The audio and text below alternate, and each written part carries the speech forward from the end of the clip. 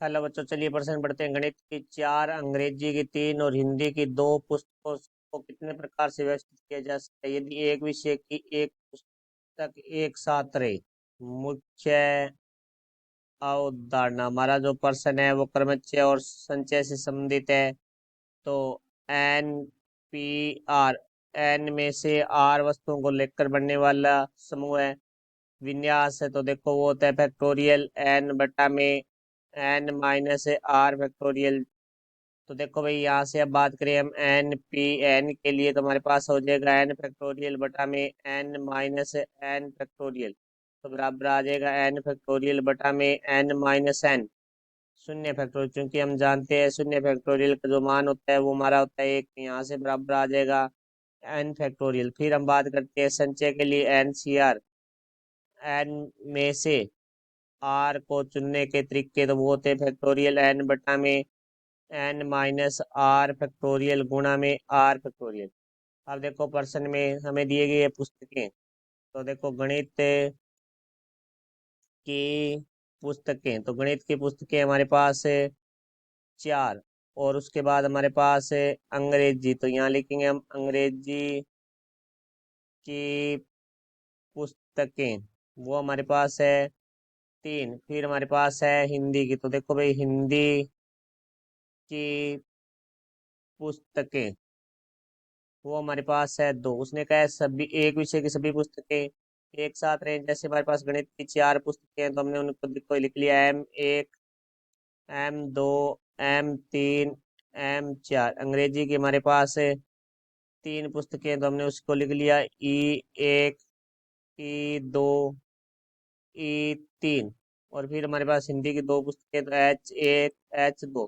तो एक साथ रहे, इसका अर्थ है कि इन्हें हम एक संख्या मानेंगे। तो ये भी हमारी एक संख्या होगी और ये भी एक, तो हमारे पास कुल संख्या है वो 1, 2 और 3 होगी।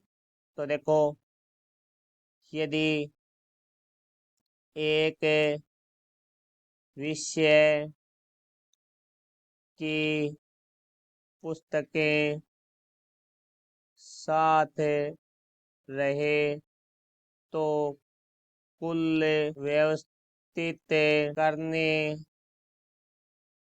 के तरीके, तो देखो भाई हमारे पास 3 है और 3 में से हमें 3 लेना है, तो 3 हो जाएगा गुणा।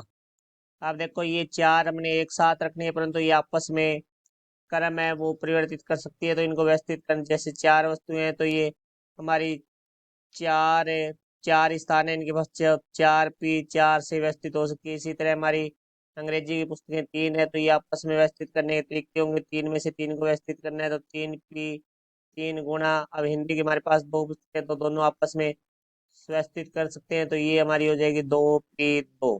तो देखो 3P3 का मान है वो फैक्टोरियल 3 होता है।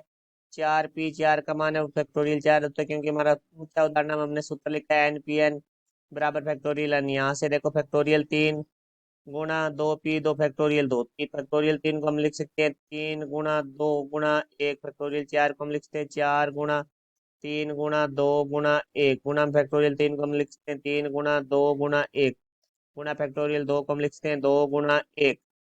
तो यहाँ से हमारे पास देखो आ जाएगा 3 को 2 से गुणा किया 6, 6 को 1 से किया 6 गुणा 4, 4 को 3 से किया 12, 12 को 2 से किया 24, 24 को 1 से किया 24 प्लस 3 को 2 से किया 6 गुणा 2 को 1 से किया 6। देखो फिर भाई 6 को 24 से करेंगे तो 144 गुणा 6 को 6 से किया 36। तो अब इनको हम गुणा करेंगे तो हमारे पास आएगा 5184, 5184।